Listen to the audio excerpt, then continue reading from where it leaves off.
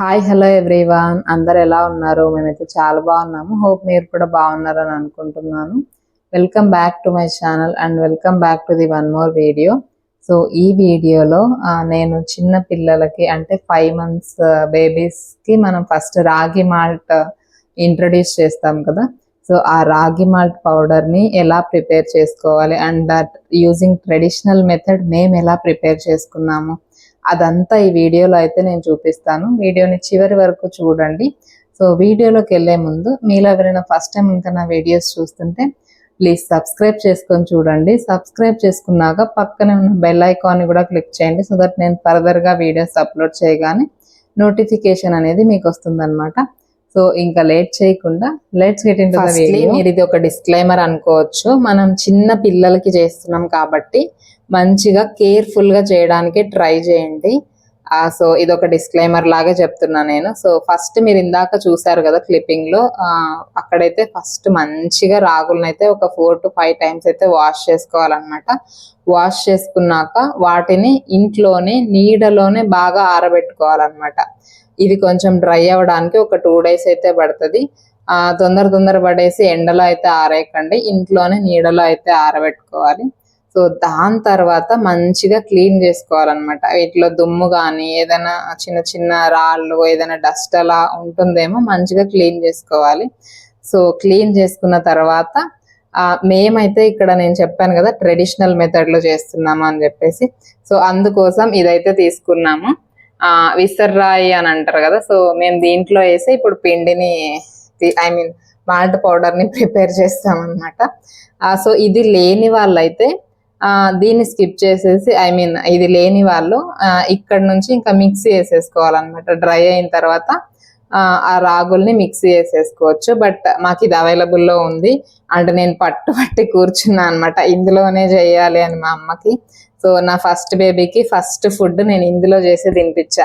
Same ఇదే రాగి malt powder ఇందులో చేసి తినిపించా అనమాట. సో ఇప్పుడు కూడా ఇంకా ఇందులోనే చేయాలన్నట్టు ఇంకా ఇది వేరే వాళ్ళ ఇంట్లో ఉంటే తీసుకొని వచ్చి ఇక్కడైతే ఇంకా చేస్తూ ఉన్నాము. చాలా మంది రాగుల్ని ఏమంటారు స్ప్రౌట్స్ లాగా మొలకెత్తించి చెయ్యాలి అని అంటారు. బట్ ఫస్ట్ ఇంట్రడ్యూస్ చేస్తున్నాం మనం బేబీస్కి ఫుడ్ కాబట్టి మొలకలు రావాల్సిన అవసరం అయితే లేదు. సో మీరు ఇక్కడ చూస్తున్నారు కదా, అలా బొక్కలోకి అక్కడ ఒక హోల్ లాగా ఉంది కదా, సో అందులోకి ఇట్లా కొన్ని రాగులు అయితే వేస్తూ ఉండాలన్నమాట. పిడికెడేసా నేను ఫస్ట్, బట్ అన్ని కూడా వేయకూడదు, అందులో ఒక సగం వేయాలి. ఎక్కువ వేస్తే మనకి జారి కిందకు వచ్చేస్తాయి అని మా అమ్మ చెప్తుంది అనమాట ఇక్కడ. సో చాలా టైం, ఇది చాలా పెద్ద ప్రాసెస్. ఇందులోకి దిగితే కానీ తెలియలేదు నాకు. అప్పుడేమో మా అమ్మ మా పెద్ద పాపకి చేసుకొచ్చినప్పుడు నేను లేను కదా, తనే చేసుకొచ్చింది. బట్ ఈసారి నేను ఇక్కడే ఉండి చూస్తున్నాను. సో చాలా టైం టేకింగ్ ప్రాసెస్. అసలు మేము తీసుకున్న రాగులకి మాకు ఆల్మోస్ట్ ఒక 5 hours పట్టింది అనమాట మొత్తం అయిపోవడానికి. సో అదనమాట సంగతి. టైం ఉండి పేషెన్స్ ఉండి అన్ని అవైలబుల్గా ఉంటే దీంట్లో చేసుకోవడానికే ప్రిఫర్ చేయండి. సో ఇప్పుడు కొంచెం ఈ రాగి జావా రాగి మాల్ట్ వల్ల బెనిఫిట్స్ ఏంటి బేబీస్కి అనేది మాట్లాడుకుందాము. రాగి is an excellent source of natural iron అండి. అసలు మనకి న్యాచురల్ ఐరన్ చాలా ఈజీగా దొరికేస్తుంది మనకు రాగుల్లో. అండ్ న్యాచురల్ ఐరన్ అంటే మనకి తెలుసు కదా మీ అందరికీ, బ్లడ్ న్యాచురల్గా ఫామ్ అయిపోతుంది. And also it is having a highest calcium content compare with all other cereals అనమాట. చాలా మంచిగా కాల్షియం కంటెంట్ ఉంటుంది రాగిలో. మనం బేబీస్కి ఎప్పుడైనా సరే ఫస్ట్ ఫుడ్ రాగినే ఇంట్రొడ్యూస్ చేయాలి. మీరు ఇది గూగుల్ చేసి కూడా చూడండి, చెప్తుంది గూగుల్ కూడా. ఫస్ట్ ఫుడ్ మనం రాగినే ఇంట్రొడ్యూస్ చేయాలి బేబీస్కి. దాని తర్వాత ఇక్కడ కొన్ని న్యూట్రిషనల్ బెనిఫిట్స్ ఏంటి అనేది మాట్లాడుకుందాము. మనం ఈ రాగి మాల్ట్ని బేబీస్కి ఇవ్వడం వల్ల బేబీస్ బోన్స్ స్ట్రాంగ్గా ఉంటాయి, టీత్ కూడా స్ట్రాంగ్గా ఉంటాయి అన్నమాట. And also it will prevent anaemia. Anaemia అంటే మీకు అందరికి తెలుసు కదా, రక్తహీనత రాకుండా చూసుకుంటుంది అనమాట మనం రాగి మాల్ట్ ఇవ్వడం వల్ల. అండ్ మనకి రెడ్ బ్లడ్ సెల్స్ అనేవి హెల్దీ వేలో ఫామ్ అయిపోతాయి అన్నమాట బాడీలో.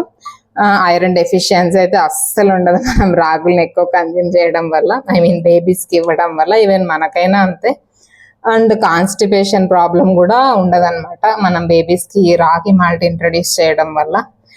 ఇవన్నీ ఉన్నప్పుడు ఆటోమేటిక్గా బేబీ గ్రోత్ అనేది హెల్దీ వేలో ఉంటుంది అనమాట. మంచిగా బేబీస్ గ్రోత్ అవుతూ ఉంటారు అనమాట. పిల్లలు మంచిగా పెరుగుతారు, ఎదుగుదల బాగుంటుంది అంటారు అనమాట. బికాజ్ దీంట్లో కార్బోహైడ్రేట్స్, ఫ్యాట్స్ ఇవన్నీ ఉంటాయి కదా. సో బేబీ వెయిట్ కూడా హెల్దీగా మెయింటైన్ అవుతూ ఉంటుంది. సో అదనమాట సంగతి. ఇంకా చాలా మందికి ఒక డౌట్ వస్తుంది, ఎప్పుడు స్టార్ట్ చేయాలి ఈ రాగి మాల్ట్ పౌడర్ అని. So firstly you can introduce రాగి యాజ్ ఎ సింగిల్ ఇంగ్రీడియంట్ అండి. Don't add any other things. అంటే ఇప్పుడు ఏమంటారు, ఇవి డ్రై ఫ్రూట్స్ అవ్వచ్చు, లేదా ఇంకొకటి ఏవైనా గ్రీన్ గ్రామ్స్ అవ్వచ్చు, ఇట్లా ఏమి యాడ్ చేయకండి. ఫస్ట్ ఓన్లీ రాగిని సింగిల్ ఇంగ్రీడియంట్ గానే యూస్ చేయాలన్నమాట బేబీస్కి.